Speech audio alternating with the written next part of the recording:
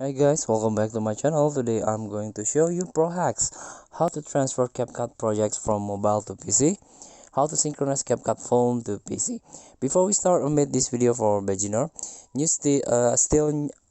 in the CapCut editor or video editing, and still learn how CapCut works.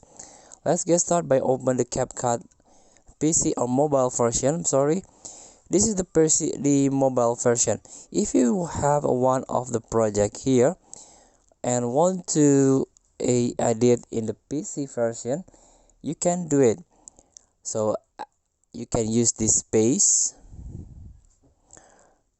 As you can see, this is my space.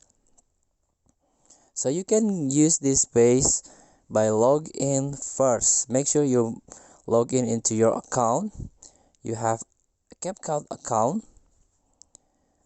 so you can use this space. As you can see, this is one of my project.